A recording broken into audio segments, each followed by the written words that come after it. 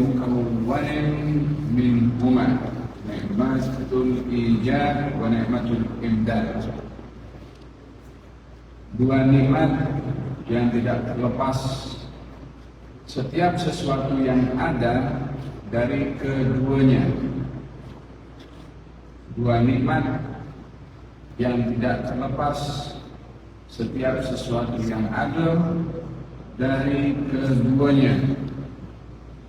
Wala budda likulli mukawwanin minhuma, dan mesti setiap yang diadakan ada dua nikmat tersebut. Yang pertama, nikmatul ijad, nikmat diadakan. Yang kedua, nikmatul imdad, nikmat bantuan kepada sesuatu yang diadakan. Ini kata-kata Imam Ibn Athaillah Sakandari menyentuh tentang nikmat meniadakan ketiadaan. Meniadakan ketiadaan maksudnya mengadakan sesuatu yang tidak ada, sehingga sesuatu yang tidak ada expired ketiadaannya menjadi ada. Itu punca segala nikmat. Karena apa saja yang ada pada seseorang berpunca daripada diadakan. Kalau ia tiada, tak ada apa yang berlaku pada dirinya. Sesuatu yang tak wujud. Macam mana akan membayangkan sesuatu tak wujud itu seronok ke, tak seronok ke, happy ke, tak happy ke? Ini tak wujud. Kita tak boleh nak menilai apa-apa kepada sesuatu yang tidak wujud. Kita berbicara kepada sesuatu yang wujud karena wujud itu yang boleh dilihat, boleh dinilai, boleh dirasa, boleh difikir. Maka kata Imam Ibn Athaillah Sakandari mengatakan bahwasanya dua nikmat yang tidak terlepas daripada semua yang diadakan. Yang pertama nikmat orang itu diadakan atau makhluk itu diadakan. Yang kedua adalah nikmatul imdad, yaitu nikmat makhluk yang diadakan itu diberikan oleh Allah bantuan untuk continue ada. Kalau manusia dicipta oleh Allah Subhanahu wa ta'ala, diadakan saja, makan tak ada, hobi tak ada, akal tak boleh berfikir menggunakan sesuatu, takkan dia macam tu dia tak ada something yang boleh meneruskan manusia itu untuk hidup. Maka diciptakan oleh Allah Subhanahu wa ta'ala untuk manusia yang diadakan al-imdad, sesuatu yang boleh menjadi sebab manusia itu kekal memanfaatkan keberadaannya. Walaupun ada di masa umur itu semualah tak. Ada berkenaan dengan nikmat yang tidak ada sesiapa pun yang terlepas daripada keduanya. Kemudian disambung dengan kata-kata beliau terkait dengan kata hikmah yang tadi, an'ama 'alaika awwalan bil ijad wa thaniyan bi tawali al-imdad. Allah memberikan nikmat kepada kamu. Yang pertama sekali diadakan. Allah Subhanahu wa taala berfirman, ya ayuhan nas inna khalaqnakum min dzakarin ya ayuhan nas ittaqu rabbakum alladhi khalaqakum min nafsin wahidah wa khalaqa minha zawjaha وبث منهما رجالا كثيرا ونساء واتقوا الله الذي تساءلون به والارحام ان الله كان عليكم رقيبا. Wahai sekalian manusia, bertakwalah kamu kepada Allah yang menciptakan kamu semua manusia daripada satu. Tak disebutkan oleh Allah daripada Adam dan Hawa dulu. Walaupun dalam ayat yang lain Allah berfirman, ya ayyuhan nas inna khalaqnakum min dzakarin wa untha. Aku ciptakan kamu dari laki-laki dan perempuan. Tapi dalam spesifik ayat ini Allah menyebutkan, aku bertakwalah kamu kepada Allah yang menciptakan kamu daripada seorang, yaitu Adam. Lalu menciptakan daripada Adam Hawa. Yani Hawa diciptakan daripada Adam. Walaupun asal usul manusia bukan dua orang, satu, yaitu Adam dulu. Hawa adalah ciptaan Allah Subhanahu wa taala daripada Adam. Bermakna semua manusia yang asal usulnya daripada satu, itu Adam. Kullukum min Adam wa Adam min turab. Semua kamu daripada Adam dan Adam daripada tanah. Mau berbahasa apa, mau berbangsa apa, mau keturunan apa, mau berjawatan apa, mau warna kulit apa, semua daripada Adam. Kalau melihat asal usul yang datang kemudian, seorang menjadi bangsawan, seorang menjadi pemimpin, seorang menjadi menteri, seorang menjadi cleaner, seorang menjadi peladan, seorang menjadi teknikal, seorang menjadi engineer, itu datang kemudian. Tapi asal usul manusia itu adalah sama daripada Adam. Yang ada jawatan dan lain-lainnya muncul kemudian. Asal usulnya adalah berasal daripada asal usul yang sama. Ini kembali kepada pokok yang dikatakan oleh Imam Ibn Athaillah As-Sakandari, nikmat diadukan daripada ketiadaan. Bila seseorang menyadari bahwa dirinya itu dahulu tiada lalu diadukan, bermakna dia tidak memiliki keupayaan independen pada dirinya. Bila seseorang akan berfikir dengan kekayaannya, dengan jawatannya, dengan kemahiran skillnya, maka hendaklah dia berfikir dulu dia tiada untuk apa dia sombong dengan harta yang dia baru dapat ini. Untuk apa bersombong dengan jawatan yang dia dapat ini? Engkau dulu tak ada, engkau dulu tak wujud, engkau dulu tak ada cerita. Dalam Al-Quran Allah ceritakan surat namanya surat Al-Insan. Surat itu dimakan surat insan, supaya orang paham tentang insaniahnya, kemanusiaan dan humanity pada manusia. Hal ata 'ala al-insani hinun min ad-dahri lam yakun syai'an madhkura. Bukankah tiba satu masa manusia ini tak pernah disebut dulu, maksud sebelum dicipta oleh Allah. Apa cerita tentang manusia?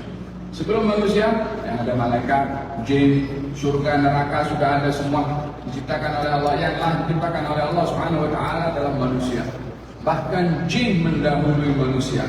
Makhluk mukallaf terakhir dicipta oleh Allah manusia. Apa cerita pada manusia ini sebelum dicipta? Tak ada orang cerita pasal manusia. Pertama yang menceritakan manusia adalah Allah Subhanahu wa taala hatta manusia itu belum dicipta.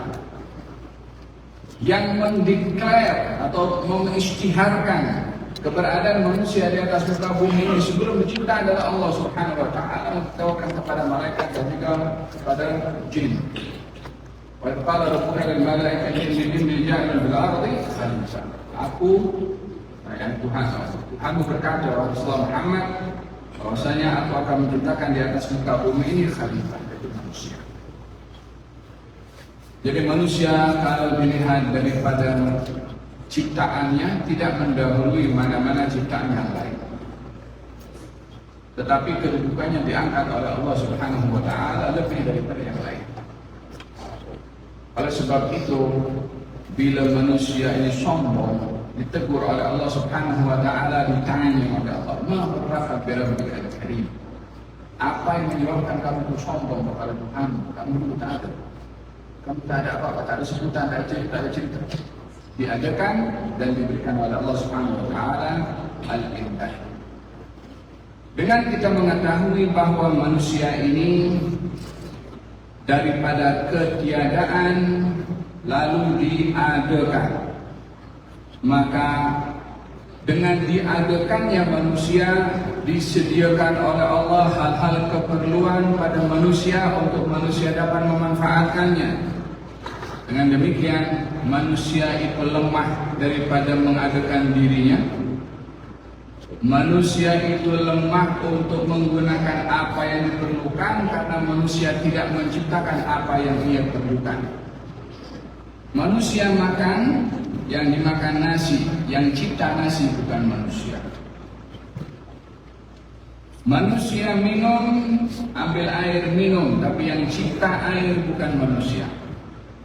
Manusia membangun bangunan, yang menciptakan bahan-bahan bangunan itu bukan manusia. Tapi manusia menggunakan yang sudah sedia ada. Emas yang ada bukan manusia cipta, perak yang ada bukan manusia cipta. Semua Allah cipta untuk digunakan oleh manusia. Lalu manusia buat apa? Tak buat apa-apa. Macam umpama orang makan kari ayam di rumahnya, kari ayamnya dia yang makan, ini aku punya, yang masak orang lain. Dia cuma makan saja, tidak masak, dia tak kuat, dia tak cipta segala-galanya. Dan manusia pada hakikatnya lemah, miskin, muhtaj, perlu tak punya apa-apa. Itu hakikat manusia daripada asal usulnya. Oleh sebab itu katanya, faqatuka laka dzatiyah.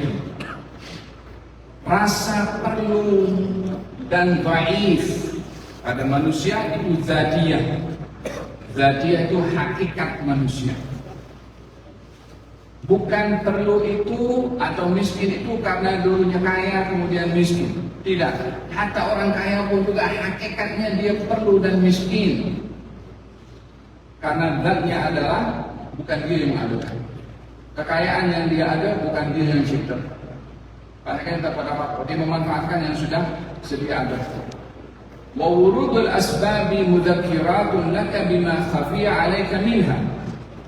Dan datangnya sebab-sebab, wasilah-wasilah, kemudahan-kemudahan yang dicipta oleh Allah, mudzakirat, peringatan bagi kamu wahai manusia, lima khafiya 'alaika minha, ke atas sesuatu yang lenyap daripada ingatan manusia, daripada ghaflahnya manusia, daripada lalainya manusia. Wal faqatu dzatiyatu la tarfa'uha al-awarid. Dan kemiskinan secara hakikat pada manusia itu tidak dapat diangkat dengan kekayaan, dengan kemudahan yang ada. yakni manusia walaupun memiliki segala-galanya, hakikatnya dia miskin sebab kekayaan yang dia punya bukan dia yang cipta, tapi dia memanfaatkan melalui asbab yang Allah jadikan untuk menjadi kaya. Tapi hakikatnya dia tak punya apa. Di dalam Al-Quranul Karim Allah Subhanahu wa Ta'ala menceritakan tentang Nabi Sulaiman dan juga anak buahnya ahli Alkitab, seorang yang pakar dalam kitab, dalam wahyu yang diturunkan oleh Allah kepada Nabi mereka. Di saat Nabi Sulaiman mengatakan kepada manusia dan juga jin, katanya, "Man ya'tini bi'arsyiha qabla an ya'tuni muslimin." Siapa yang boleh datangkan singgasana Ratu Balqis sebelum mereka datang kepada aku, masuk Islam. Kata Nabi Sulaiman, "Qala ifritun minal jinni ana atika bihi qabla an taquma min maqamik." Ifrit daripada golongan jin berkata, "Aku akan datangkan singgasana sebelum engkau sempurna bangun daripada tempat dudukmu, dan aku adalah orang yang kuat dan terpercaya." Kata Ifrit. Maksud daripada sebelum bangun daripada tempat duduk Nabi Sulaiman ada dua. Yang pertama, Nabi Sulaiman ada jam kerja pagi hingga petang, dan ada kursi yang Nabi Sulaiman duduk untuk memantau. Bila selesai jam kerjanya, bangunlah Nabi Sulaiman daripada kursinya. Maka Ifrit mengatakan, "Aku datangkan singgasana Ratu Balqis sebelum selesai jam kerja kamu," dikiaskan dengan bangunnya daripada tempat duduk jam kerja Nabi Sulaiman. Ada menafsirkan bukan. Maksudnya daripada bangun tempat duduk adalah Nabi Sulaiman ada kursi yang dia duduk. Kalau ada berdiri, sebelum sempurna berdiri, maka sudah boleh didatangkan singgasana Ratu Balqis. Tak tahu nak diukur dengan kecepatan apa itu. Kecepatan cahaya ke, oh subhanallah, singgasana nak pindah kursi terbuat daripada besi macam-macam, ada kain macam-macam, la terbang wala koyak wala apa. Berkata anak murid Nabi Sulaiman, "Qala ana atika bihi qabla an yartadda ilayka tarfuk." Aku sudah datangkan singgasana itu sebelum satu kedipan mata. Lamma ra'ahu mustaqirran 'indahu qala hadha min fadli rabbi.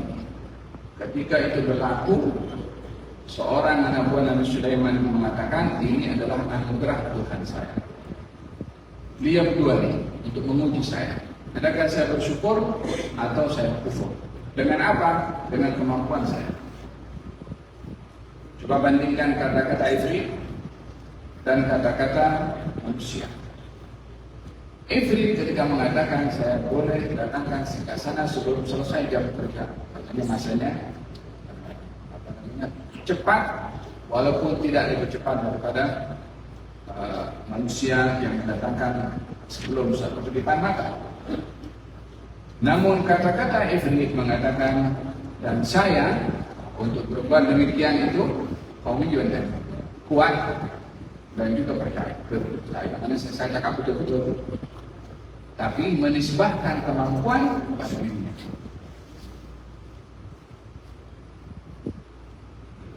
Anak murid Nabi Sulaiman yang manusia di saat mampu mendatangkan singgasana lebih cepat daripada Ifrit. Dalam sebelum satu kedipan mata, dia mengatakan, "Hada min fadli." Ini anugerah Tuhan saya. Walaupun dia mampu lebih cepat, tetapi dia mengatakan ini anugerah Tuhan. Ifrit yang tidak lebih cepat, dia mengatakan saya adalah orang yang kuat. Apa bezanya kata-kata ini? Yang satu yaitu Ifrit bergantung kepada kekuatannya. Yang memberi kekuatan kepada dia itu Allah Subhanahu wa taala. Tapi tidak mengatakan dengan anugerahnya Allah, dengan izinnya Allah, dengan apa yang Allah beri kepada saya, ini ala dzalika laqawiyyun amin, saya kuat. Padahal sifat kekuatan itu sifat kekuatan yang ada pada Ifrit, bukan dia punya. Allah yang kasih. Justru dia bergantung kepada sifat yang dia tak punya. Dan di sini ada nau' minal kibr, ada nau' yang sombong sedikit, sebab dia bergantung kepada kekuatan yang tidak dimiliki olehnya, melainkan diberi oleh Allah kepada dia. Orang yang lebih cepat tadi, dia tidak mengatakan saya lebih kuat daripada Ifrit. Walaupun dia boleh berkata begitu, saya lebih hebat daripada Ifrit. Walaupun dia memang yang zahirnya begitu lebih hebat, tetapi dia menunjukkan kemiskinan, keperluan, ketiadaan keupayaan pada dirinya, karena apa yang berlaku kepadanya adalah bukan dia punya. Sifat kelebihan yang ada pada dirinya bukan dia punya, tapi diberi oleh Allah Subhanahu wa taala. Oleh sebab itu dia mengatakan hadza min fadli Rabbi. Ini adalah anugerah Tuhan saya. Dengan kehebatan, keajaiban yang berlaku. Ini bukan saya. Ini anugerah Tuhan, dia yang kuat. Untuk menguji saya ada kasih bersyukur atau tidak. Jadi pada keduanya di sini ada dua hal penting. Yang pertama, seseorang adalah menyadari bahwa dirinya tidak punya apa-apa. Yang kedua adalah apa yang ada pada dirinya adalah pemberian daripada Allah Subhanahu wa taala. Itulah kategori yang disebutkan oleh Sayyidina Ibn Athaillah As-Sakandari, nikmat yang diberikan oleh Allah kepada manusia ini. Nikmatul ijab dihadirkan, dan nikmatul ihdath, kemudahan yang Allah beri, termasuk kekuatan yang diberikan oleh Allah kepada manusia. Pada hakikatnya manusia tak boleh buat apa-apa. Semua adalah pemberian daripada Allah Subhanahu wa taala. Dengan demikian tak ada ruang untuk manusia sombong, tak ada ruang untuk manusia untuk takut, tak ada manusia untuk komplain, tak ada ruang untuk manusia untuk buat hal sebagai tanda protes kepada Allah Subhanahu wa taala atau takbur dengan apa yang diberi oleh Allah Subhanahu wa taala terhadap orang. Baginda Rasulullah sallallahu alaihi wasallam ketika kembali dari Taif, dalam keadaan beliau lari karena beliau lari oleh kaum Bani Taif sebagai Thaqif, kembali kepada baginda Rasulullah SAW, sehingga Nabi berteduh di bawah pokok dan baginda berdoa kepada Allah Subhanahu wa taala. Katanya, Allahumma inni asyhadu ilaika dha'fa quwwati. Ya Allah, aku meminta kepada Engkau kelemahan pada diri aku dan sedikitnya upaya aku dan hinanya aku kepada orang. Penghujung itu mengatakan, sebagaimana engkau tidak berdoa kepada aku tak peduli apa orang lain buat kepada aku. Ini adalah bahagian daripada syiddatul iftiqar. Orang yang merasa miskin kepada Allah, merasa hina, dia akan selalu kembali dan merujuk kepada Allah Subhanahu wa taala hatta dibuka oleh Allah Subhanahu wa taala. Hatta sedang menjalankan tugasnya Allah Subhanahu wa taala. Sebab manusia ini makhluk yang tidak memiliki independen untuk buat, untuk dapat apa yang dia suka. Tetapi manusia ini adalah tertakluk dengan ketentuan dan kejadian yang sudah dicatat oleh Allah Subhanahu wa taala, yang hanya boleh dimiliki oleh manusia melazimkan diri dalam keadaan iftiqar, rasa perlu sentiasa dalam senang atau dalam keadaan susah. Ini hakikat manusia. Hatta ala insan hin min ad-dahr lam yakun syai'an madhkura. Kata menulis di sini mensyarahkan, "Innama hamala Fir'aun li an qala." Tahukah apa sebabnya Fir'aun mengatakan ana rabbukum a'la, aku Tuhan kamu yang tertinggi sekali. Ya, tak mendakwa Tuhan saja. Tuhan yang tertinggi, macam ada banyak Tuhan, dia yang tertinggi sekali. Katanya sepanjang umurnya Fir'aun tidak pernah sakit, tidak pernah miskin, tidak pernah susah. Dikatakan bahwasanya hidup Fir'aun ini hampir 400 tahun tak pernah pening kepala, tak pernah pun demam, dan tidak pernah pun berkeringat.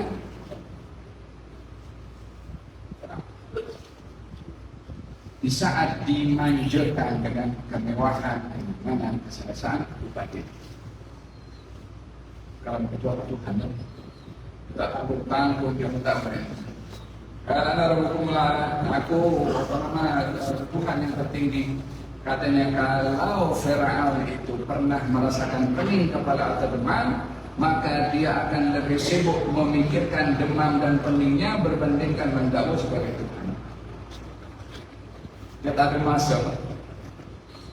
Masalah perasaan memikirkan tentang pening atau demam. Tapi diuji oleh Allah Subhanahu wa taala sendiri. Sejauh mana manusia itu akan pergi dengan fasiliti yang disediakan oleh Allah, dengan kemudahan yang diberikan oleh Allah, yang mungkin dimanjurkan oleh Allah Subhanahu wa taala. Kemana manusia akan pergi? Adakah dia akan sedar dirinya tidak memiliki apa yang Allah jadikan untuknya, ataupun dia terlepas sombong, takbur dan lupa diri? Semoga Allah Subhanahu wa taala lindungi kita daripada lupa diri dan sentiasa ingat kepada Allah melalui nikmat yang diberi oleh Allah Subhanahu wa taala, dan melazimkan diri di pintu keperluan, kemiskinan di hadapan pintunya Allah Subhanahu wa taala untuk kita memberikan madad dan imdad setelah diberikan ijazah pada Allah Subhanahu wa taala. Amin. Sallallahu alaihi wasallam. Alhamdulillah.